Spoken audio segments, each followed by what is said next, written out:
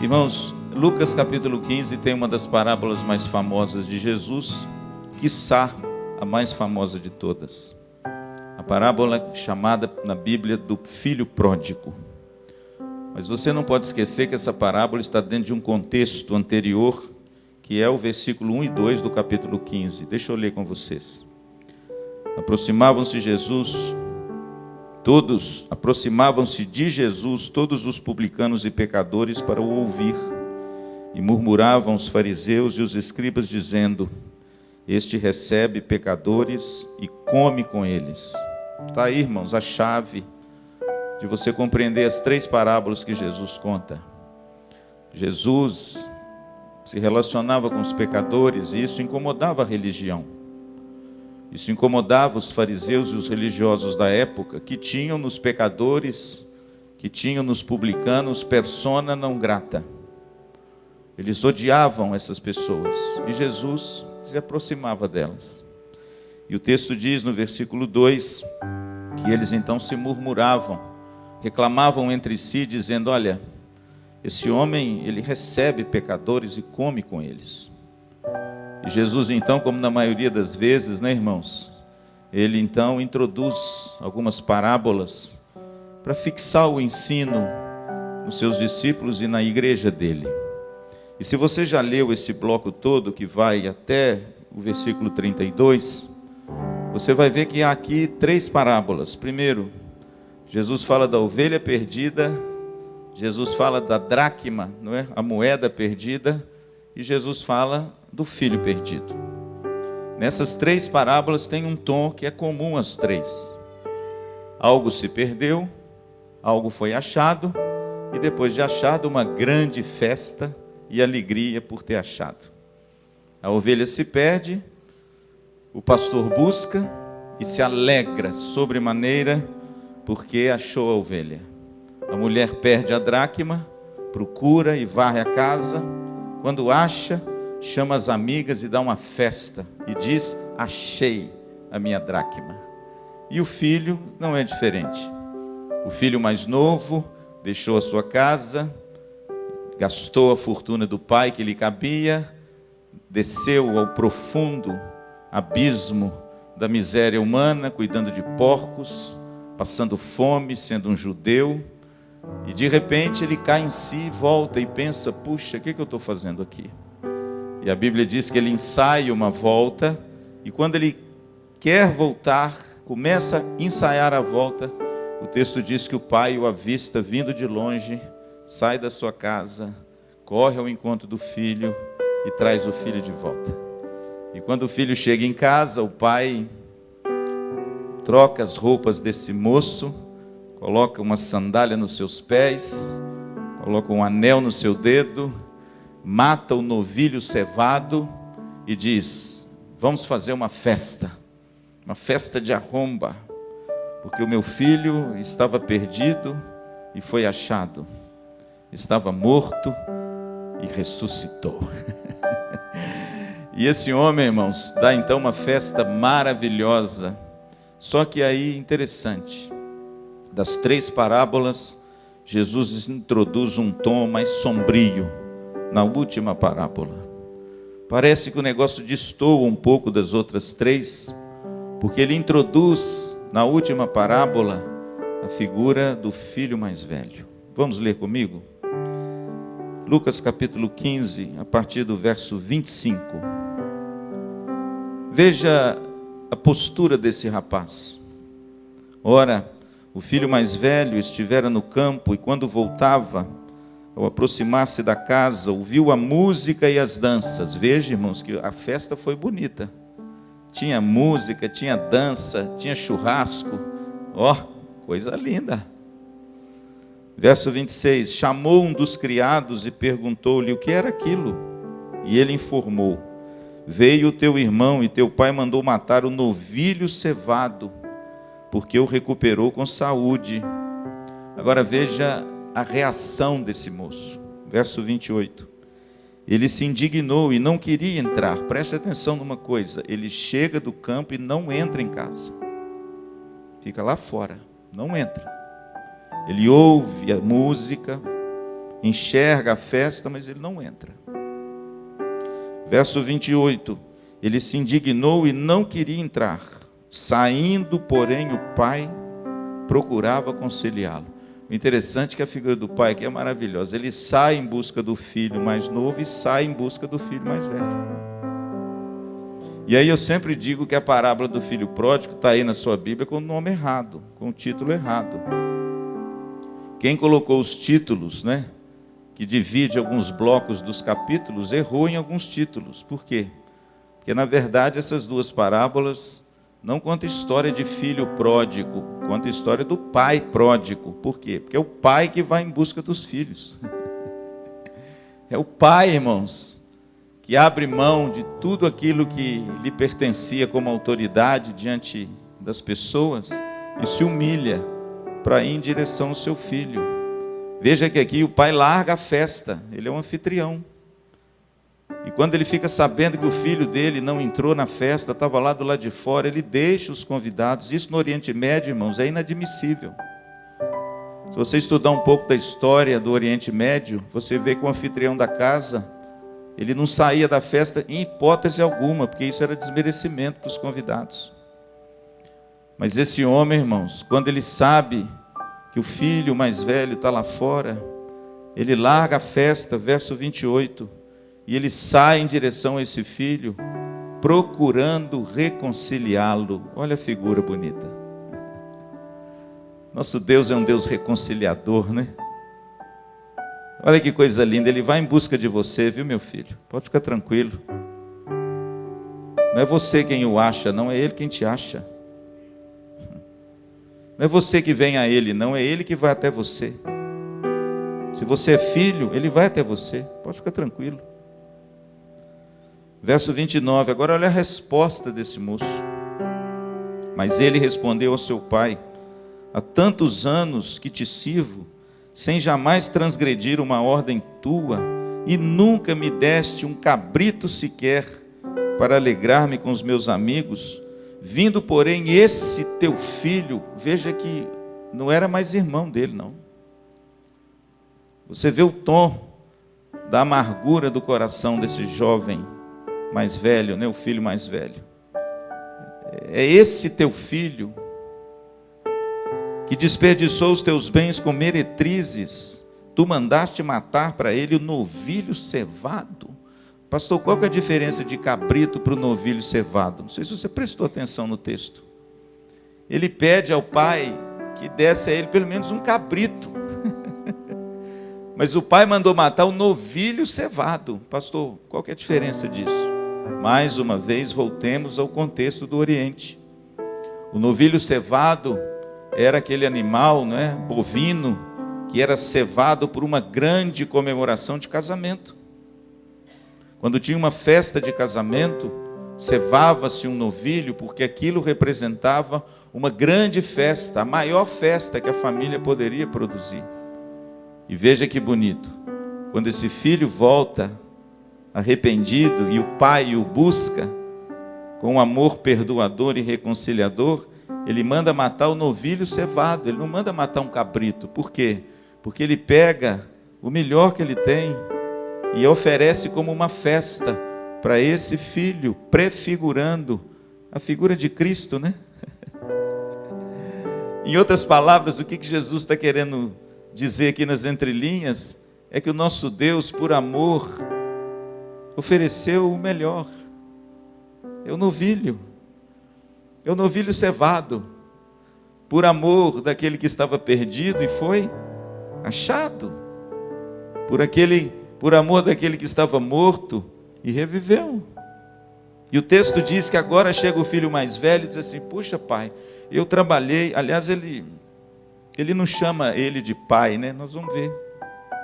Há tantos anos, verso 29, que te sirvo, sem jamais transgredir uma ordem sua, e nunca me deste um cabrito sequer. Ou seja, veja, irmãos, o tamanho da amargura do coração desse moço. E agora o Senhor mata um novilho. para esse teu filho que desperdiçou tudo que o Senhor tem com meretrizes? Irmãos, é um negócio assim difícil de engolir. E o filho mais velho demonstra toda a sua amargura contra a situação e contra o seu pai. Versículo 31. Então lhe respondeu o pai: meu filho, tu sempre estás comigo, tudo que é meu é teu. Entretanto, era preciso que nos regozijássemos e nos alegrássemos, porque esse teu irmão, veja aqui, o pai pinça a palavra do próprio filho mais velho, esse teu irmão que você chamou de esse, estava morto e reviveu, estava perdido e foi achado. A grande pergunta, irmãos, que a gente responde nessa noite é o seguinte: por que Jesus introduziu uma figura tão sombria em 3 parábolas que termina com a tônica da alegria? Por que Jesus, na última parábola, introduziu a pessoa do filho mais velho? Porque Jesus, irmãos, de forma muito inteligente, ele quis introduzir aqui a figura do filho mais velho, porque o filho mais velho era uma representação daqueles lá no verso 2 que murmuravam contra Jesus. Quem era o filho mais velho? Versículo 2 do capítulo 15. E murmuravam os fariseus e os escribas, dizendo: este recebe pecadores e come com eles. Não foi essa a figura do pai quando o filho voltou? E quem é que estava murmurando e reclamando com o pai? O filho mais velho. Então Jesus, irmãos, de uma forma tão inteligente, eu vou dizer uma coisa, irmãos, eu não consigo compreender uma pessoa que acha que Jesus é um homem comum.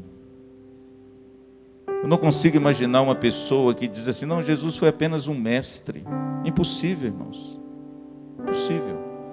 Nenhum mestre desse mundo consegue arquitetar uma coisa tão bela, de uma forma tão espontânea, onde cada palavra cabe exatamente no seu lugar, e onde cada coisa traz um ensino tão eterno. Nenhum outro homem, filósofo, nenhum grande cientista dessa terra ainda conseguiu, irmãos, realizar o que Jesus realizava. A inteligência de Jesus é a inteligência do próprio Deus. A mente de Cristo é a mente do próprio Deus. E ele então, irmãos, ele insere a figura do filho mais velho na última parábola para mostrar de forma sutil que o filho mais velho é uma representação dos escribas e dos fariseus. Interessante que o filho mais velho, representando os escribas e fariseus, eles estavam na casa. Ele morava na casa do pai, mas eles estavam perdidos. E o filho mais velho, irmãos, prefigura isso. Ele estava na casa do pai, ele vive na casa do pai, mas dentro da casa do pai, o filho mais velho estava perdido. Veja se não é a figura dos escribas e fariseus. Eram os mestres da religião, eram os ícones do judaísmo na época. Talvez ninguém olhando para os fariseus e para os escribas poderiam imaginar que eles não estariam na casa do pai. Eles estavam na casa do pai, eles eram a representação da religião. Mas mesmo na casa do pai, eles estavam perdidos.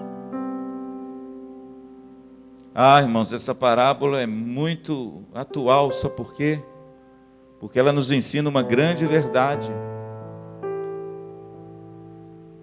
Podemos estar na casa do pai, mas podemos estar perdidos. O filho mais velho é a representação de alguém que vivia na casa do pai, mas estava perdido.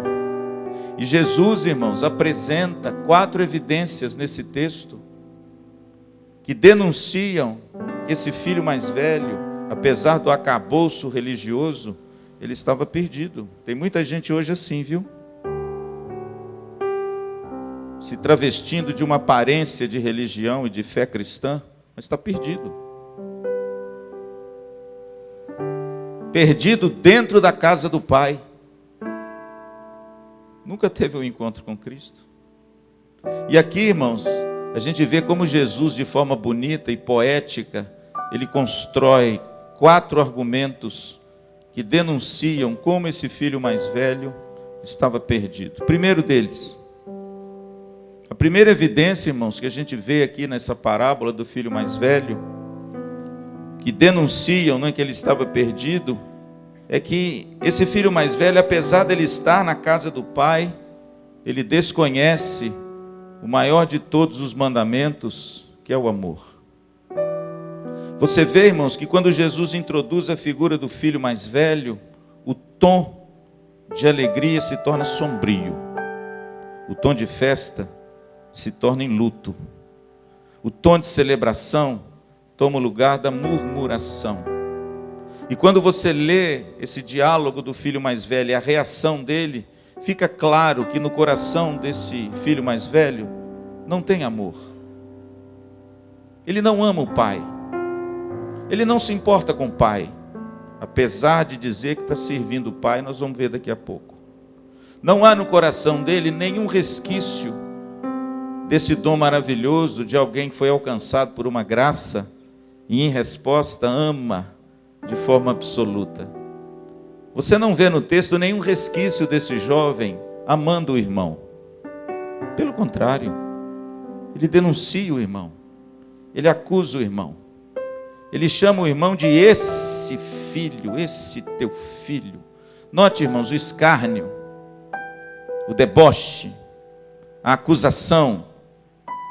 Você não vê nesse filho mais velho nenhum tom do maior dom e evidência que deve existir na vida de um cristão, que é o amor.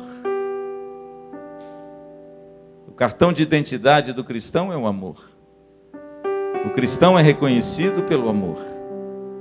O amor, irmãos, é a marca indelével na vida de um cristão. E nisto conhecereis que sois meus discípulos, se tiverdes amor uns pelos outros. O filho mais velho não ama, o filho mais velho acusa. O filho mais velho não quer saber de festa. O filho mais velho quer ficar lá fora. Ele está irado com o pai. Ele não ama o pai, ele não ama o irmão, ele ama a si mesmo. Então veja, querido, que a primeira evidência que denuncia que esse jovem estava perdido é a ausência de amor.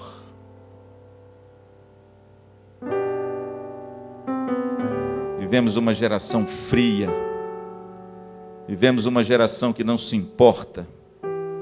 Vivemos uma geração onde o amor está difícil de ser expressado, porque muitas vezes pensamos somente em nós mesmos. A primeira evidência, irmãos, que esse filho estava na casa do pai, estava perdido, é que nós não entendemos, nós não encontramos na vida dele o maior de todos os dons, fruto da regeneração do Espírito Santo, que é o amor. A segunda evidência, irmãos, que Jesus então elenca e denuncia do porquê que esse filho mais velho na casa ainda estava perdido, é porque, apesar dele viver na casa, ele desconhece o perdão e a reconciliação. Veja comigo, por favor, o versículo 28. O texto diz assim: ele se indignou e não queria entrar. Saindo, porém, o pai procurava reconciliá-lo. Sabe o que significa isso, irmãos? Esse filho mais velho, ele não conseguia compreender uma das coisas mais belas e, na realidade, aquilo que Jesus veio fazer, que é perdoar o pecador. Ele não compreende. Ele se indigna contra o pai. O pai é um pai perdoador, mas ele não. Sabe o que ele quer? Vingança. Ele quer que o pai vingue o que ele fez com o pai. Ele não conhece a graça do perdão. Ele não reconhece que o pai é um pai perdoador E ele não perdoa o pai pelo pai ter perdoado o irmão. Ele se indigna contra o pai. Como é que pode o senhor perdoar esse rapaz, ele voltando para casa, fazendo o que ele fez, o senhor perdoar um traste desse? Irmãos, quem nunca foi perdoado por Deus não consegue perdoar, né, meu pastor?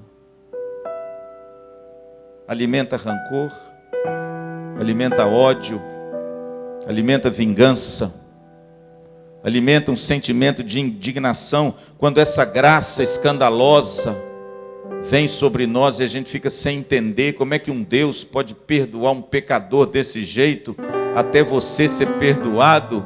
Aí você vai entender a grandeza da obra de Cristo no seu lugar.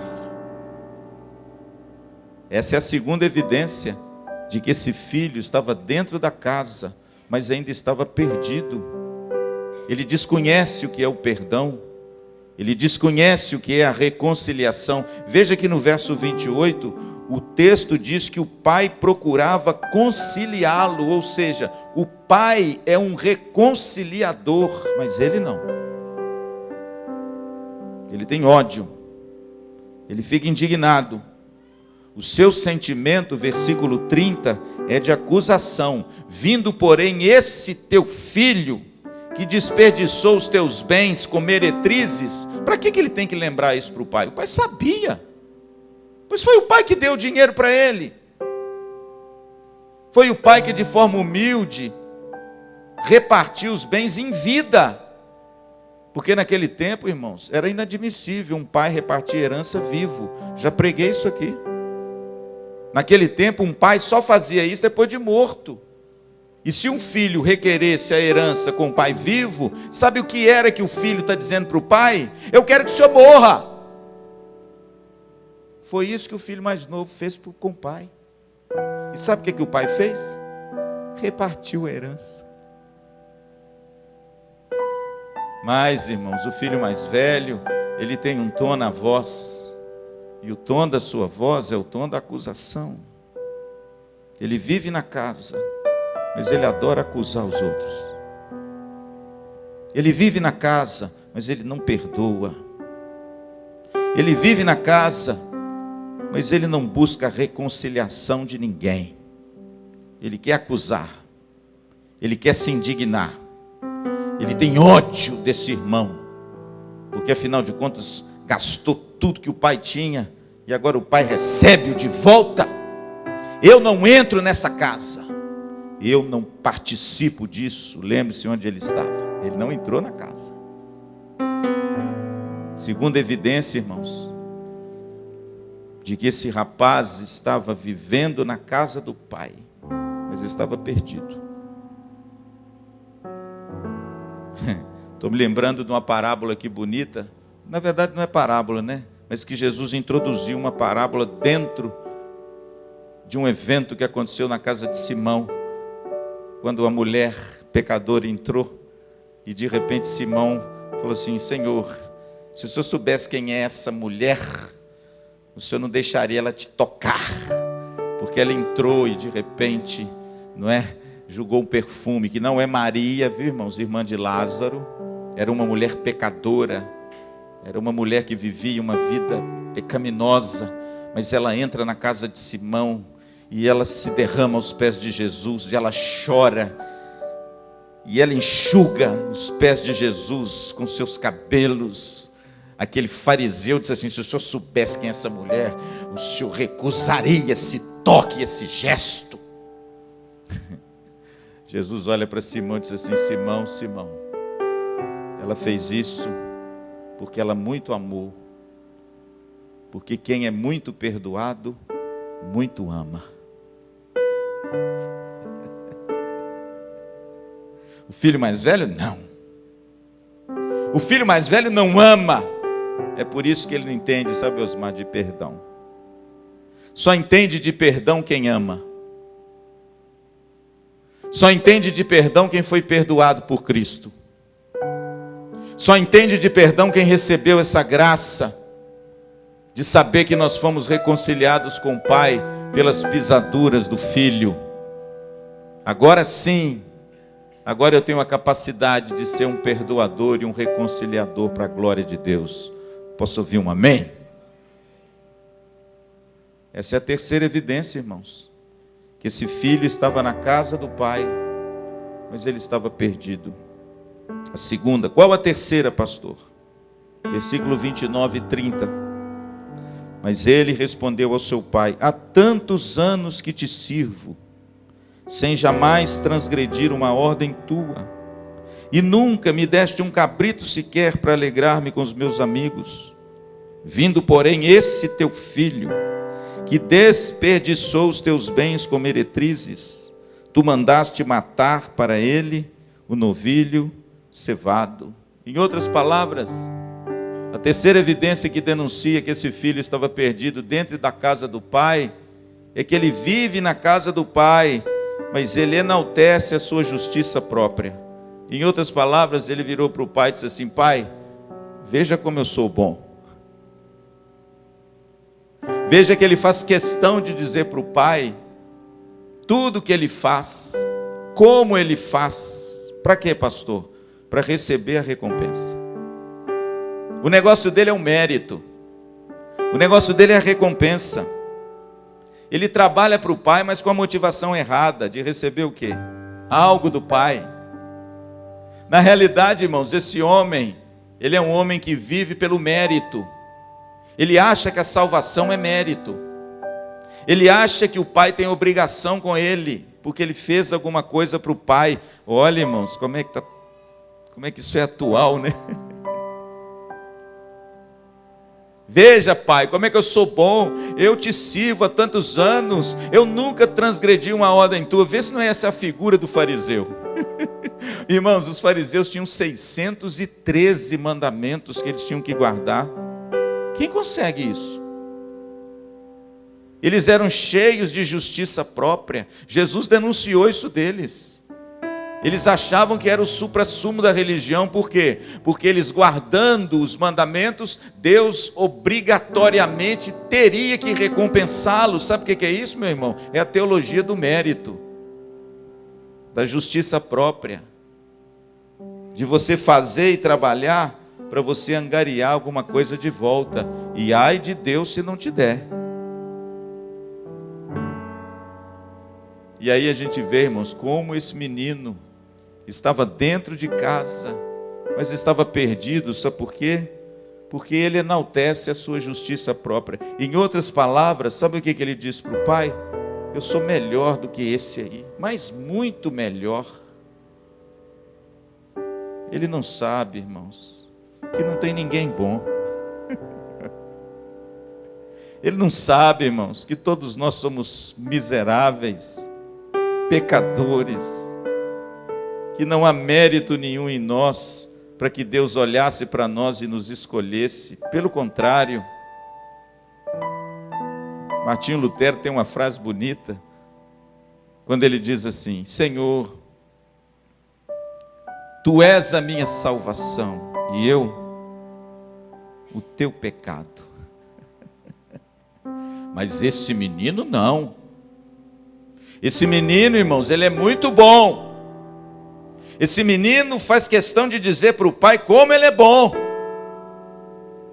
Ele é cheio de justiça própria.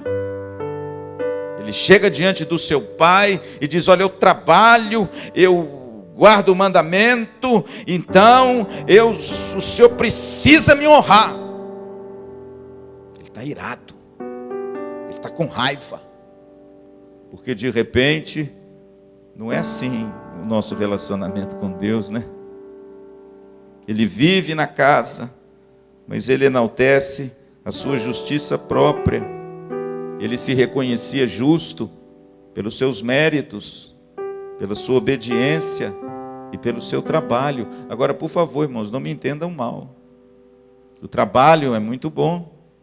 Jesus disse que nós devemos orar ao Senhor da Seara que envie o quê, pastor? Trabalhadores. A igreja IPVO precisa de trabalhadores. O reino de Deus precisa de trabalhadores. É claro que Deus nos chama a trabalhar. É claro que Deus nos chama a obedecê-lo. A obediência é fruto da fé. Calvino diz que nós fomos salvos para a obediência, mas o problema desse menino é que ele achava que era salvo pela obediência. Entendeu? É o contrário. A teologia desse filho mais velho era assim, quer ver? Eu obedeço, então o pai tem obrigação comigo. Mas a teologia boa disse assim, eu obedeço porque tudo eu já recebi. E aí, a evidência é que ele estava ainda perdido. Ele confiava nele mesmo. A teologia dele era do mérito, não era a teologia da cruz. A teologia dele partia dele para Deus, não de Deus para ele. Perdido, irmãos. Ele se julga superior ao irmão, desdenha do irmão, né? Já falei sobre isso. Esse teu filho, que coisa horrível. E ele era, meu presbítero, o filho mais velho. Você sabe o que era o filho mais velho? Era o primogênito. O filho mais velho, irmãos, era aquele que recebia porção dupla de tudo que o pai tinha. E ele, amanhã, seria o responsável por todos da casa. Ele seria aquele paizão depois da família. Mas veja, irmãos, que esse menino estava tão perdido, que o filho mais novo, o irmão dele, mais novo, ele alcunha esse irmão de esse teu filho. Ele nem nomeia o irmão. Ele vive na casa, mas ele está perdido, irmãos. E a quarta e última evidência, para eu concluir, está no versículo 31 e 32. Então lhe respondeu o pai, meu filho, tu sempre estás comigo, tudo que é meu é teu. Coisa tão simples, né, irmãos? Mas ele não compreendia. Entretanto, era preciso que nos regozijássemos e nos alegrássemos, porque esse teu irmão estava morto e reviveu, estava perdido e foi achado. A quarta e última evidência, irmãos, que esse moço estava perdido na casa do pai, é que ele vive na casa, mas ele desconhece a sua verdadeira filiação, a sua verdadeira condição diante do pai. Para ele era um trabalhador, mas para Deus, ele era um filho. Pastor, por que ele estava perdido? Porque ele ainda não tinha essa relação de paternidade. Só tem essa relação de paternidade quem é alcançado pela graça salvadora do Filho. Deixa eu fazer uma pergunta a vocês. Quem chama Deus de Pai? Só quem tem o Filho. Só quem tem o Filho. Pastor, quem disse isso? O próprio Jesus. Quem tem o Filho, tem o Pai.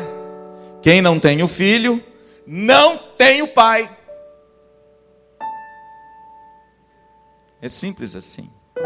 Mas esse filho mais velho, ele estava dentro da casa, mas ele desconhecia a sua condição de filho. É por isso, irmãos, que de forma tão terna, tão carinhosa, a figura do pai, quando se achega perto dele, ele diz, meu filho.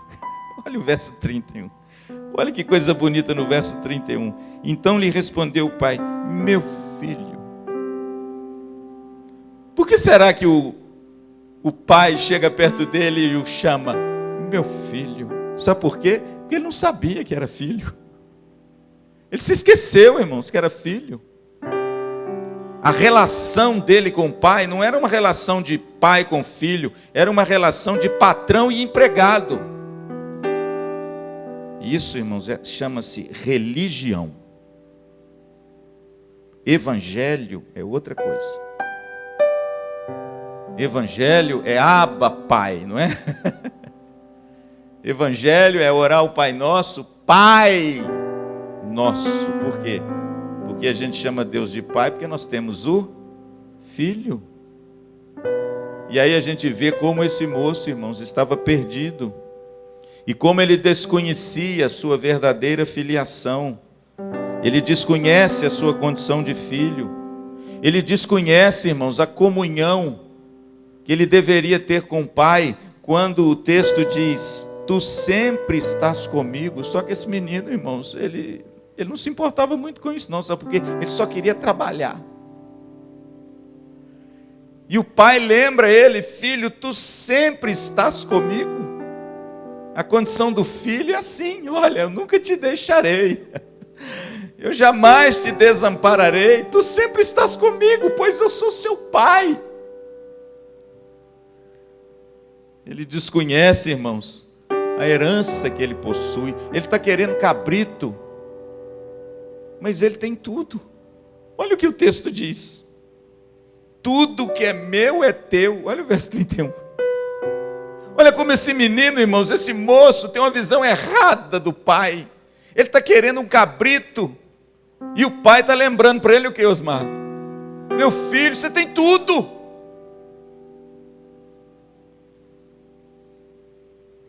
Coisa linda, né?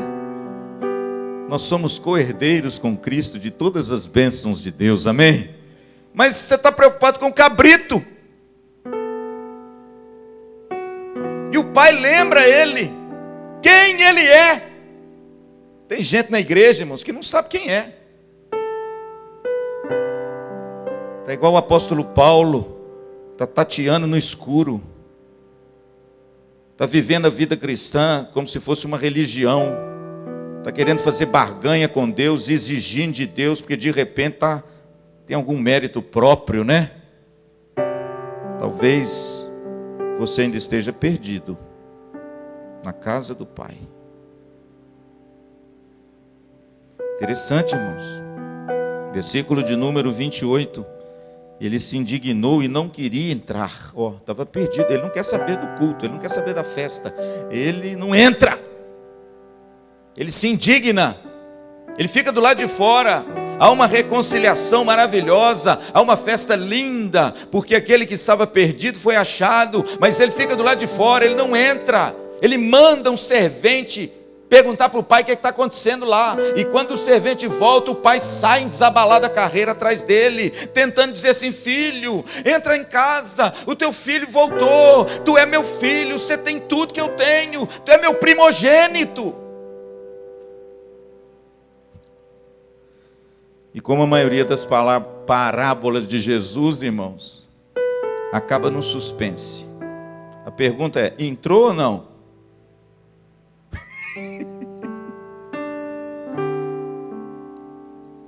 A parábola termina no verso 32 assim: entretanto, era preciso que nos regozijássemos e nos alegrássemos, porque esse teu irmão, esse que o senhor falou lá, que você falou, estava morto e reviveu, estava perdido e foi achado. Aí Jesus, acabou a parábola. Por quê?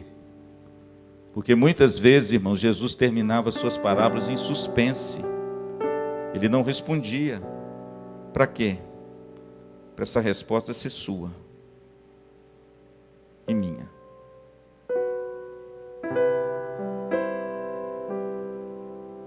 Filho perdido, irmãos, dentro de casa. Essa é a figura do filho mais velho. E alguns estão perdidos dentro das igrejas. Desconhecem o amor. Não conseguem perdoar. Gostam de acusar. Tem um coração cheio de amargura, ressentimento. Tem os olhos apenas para si mesmo. Não conseguem ver a beleza do perdão, da graça e da reconciliação de um Deus que ama o pecador e vai em busca dele. Não participam da festa. Ficam do lado de fora. Eu não entro. O coração, irmãos, está cheio de amargura. O coração está cheio de mágoa. Aquela igreja, não volto mais lá. Perdido na casa do Pai. Desconhece quem Ele é. Não sabe que é filho, amado do Pai. Que tem no Pai a herança de todas as coisas. E o interessante, irmãos, que eu termino com a reação do Pai, né? pai é aquele que vai em busca do filho que se perdeu fora de casa. Lá longe, vindo aquele menino todo sujo, um estado deplorável, cuidando de porcos, mal cheiroso. Sabe o que o texto diz? E o pai, depois você lê lá, avistando de longe, correu ao seu encontro, o abraçou e o beijou. Você abraçaria e beijaria? Vai tomar um banho antes, né, menino?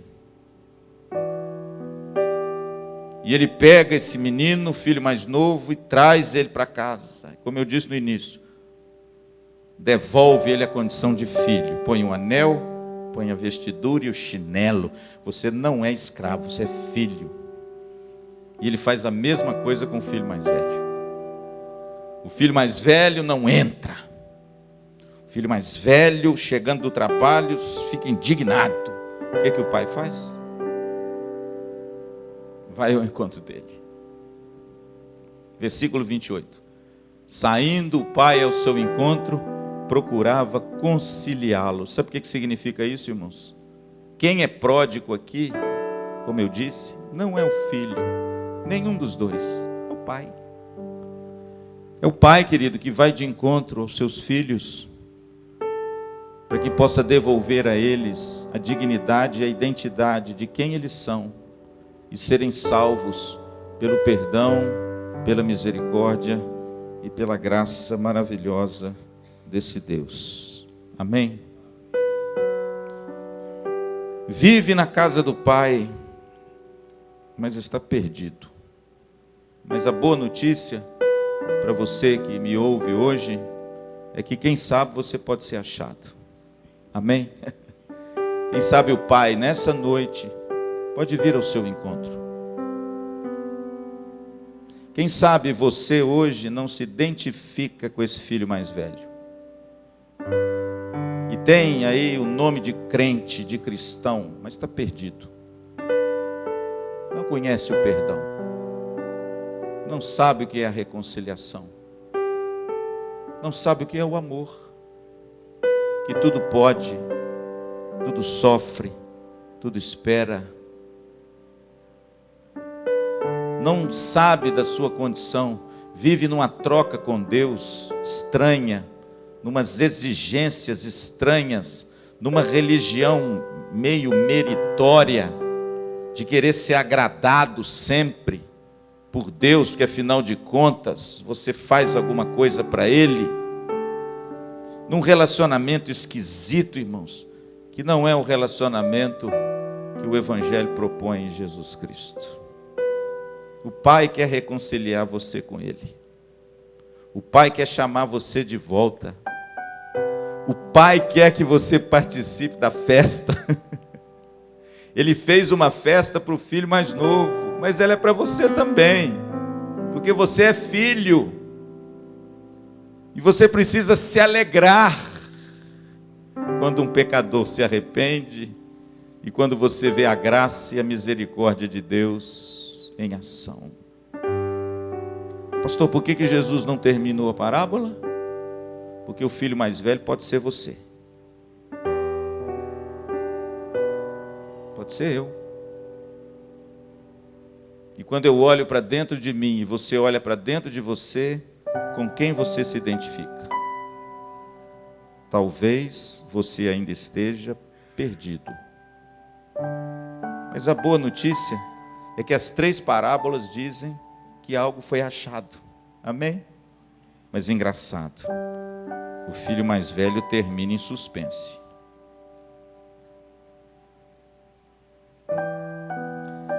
Meus irmãos, que Deus nos dê graça para que eu não seja identificado com esse filho mais velho.